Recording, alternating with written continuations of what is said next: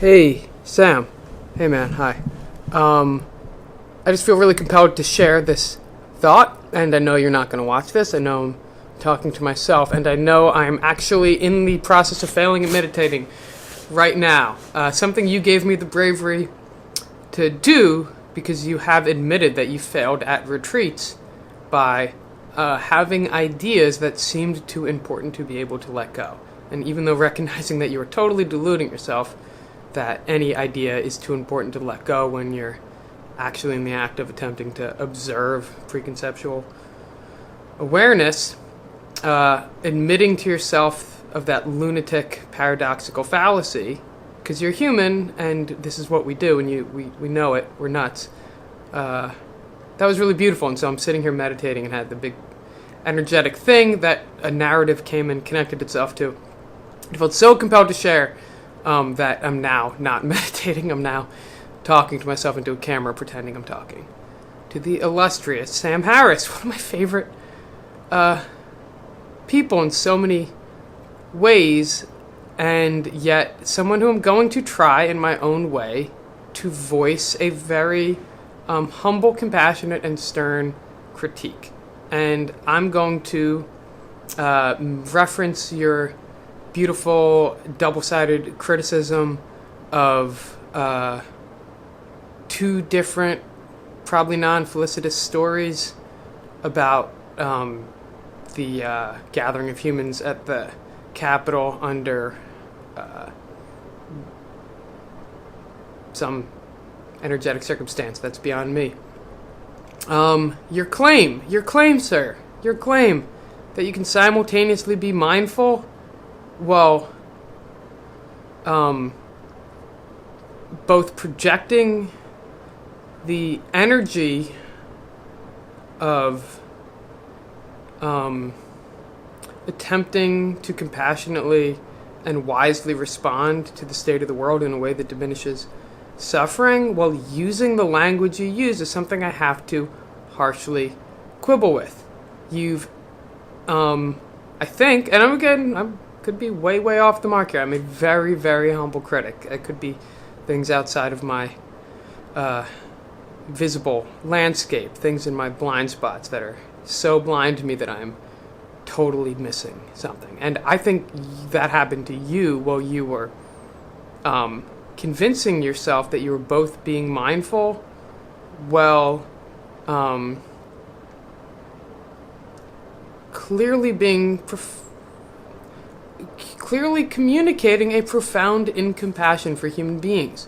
Whatever your internal state of compassion is, the number of times you had statically labeled the ever-shifting cornucopia of consciousness that is around us as idiots, as lunatics, as bad, wrong others is absolutely not compatible with actual real-time mindfulness. If we are being mindful, we are feeling a compassion that does not distinguish between interior and exterior compassion. And if we're serious about that compassion, we do not call each other names. We do not call each other lunatics. We do not forget that each human being is a suffering ball of karma stuck in the nightmare of history, reacting in a way where they're doing their best. Everything, all the time, every moment is doing its best, just like you. And whatever tragic strategies emerge as a means of dealing with the pain body is what it is. And your bad othering them is completely insane and completely non-mindful. It cannot be. If you were being mindful, you would feel the fear in your own body at your empathetic imagination of what it must like to be some other who acts so incongruently with what is good. The looters, who you called lunatics, please don't do that. They're just suffering people. And it's a minority of people. It's not of people who who take the opportunity for punishments to be removed, people who are operating in that kind of game theory space, are very unhealthy. They're suffering people. And yes, of course, we take wise action so as to mitigate their ability to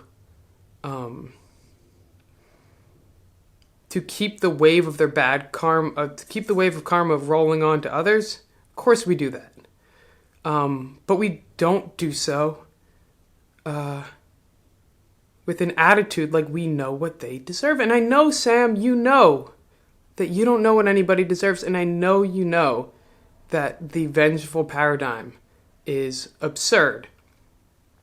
And that the compatibilist, the true compatibilist position of recognizing the absolute illusion of free will due to the inscrutability of the previous moments generating thought circumstances, right? We can still fit that with a world of protecting people from other people.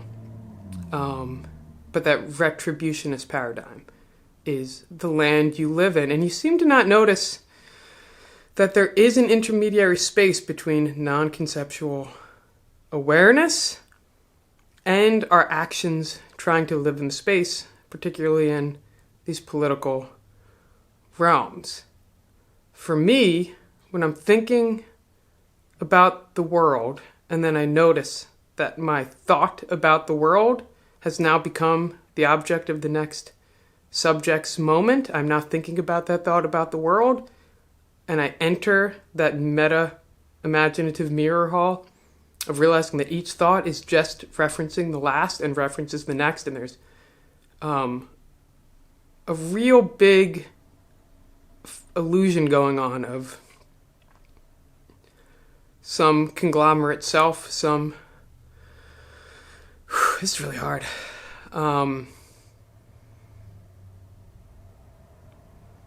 When I look at my thoughts about the world, and I look at my thoughts about those thoughts about the world, and I notice it's hard to differentiate between my interior world and my exterior world.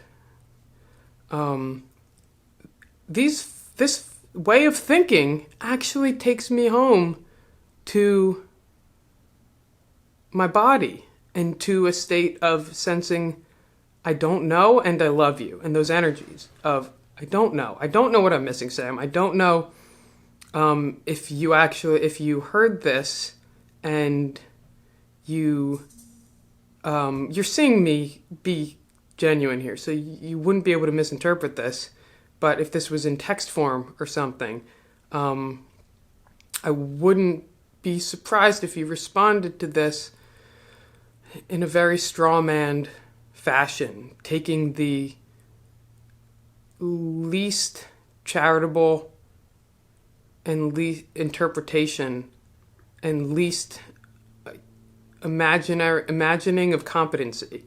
So kind of the stupidest and worst version of the criticism seems to be the kind of criticisms. No, I don't want to say that either, because I'm pulling the same stunt that I'm accusing you of pulling, and I don't want to do that.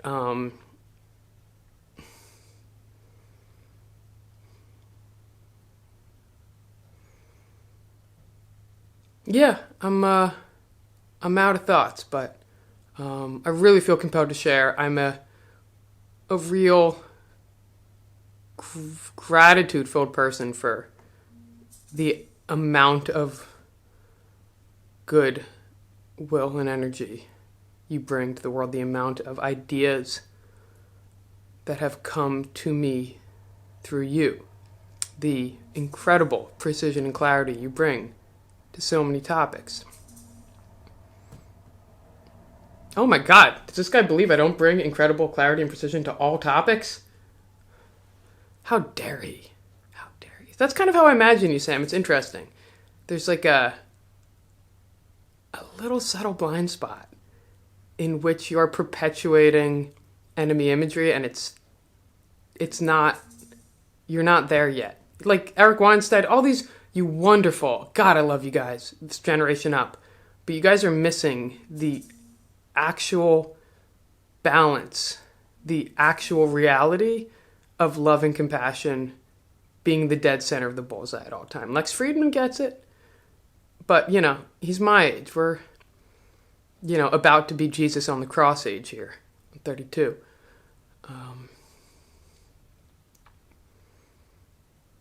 And I feel like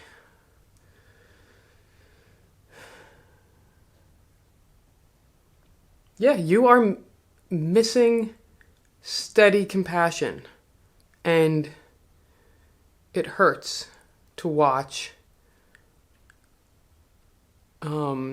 compassion lose itself, reformulate into the illusion of samsara. Look, the illusion of samsara is the illusion of your valid judgments.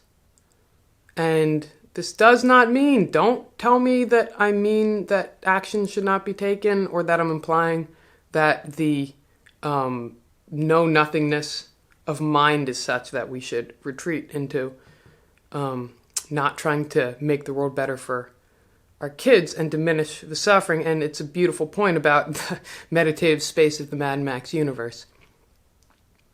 But you're not responding to the nuanced and compassionate version of the criticism you're receiving. You're responding to the straw man version of it. And I would just be tickled into infinity if you saw this. Because I love you. And I'm very grateful. And I want you to keep more steady compassion in your heart. And you're my teacher. One of them. And you're a good dude. I appreciate it.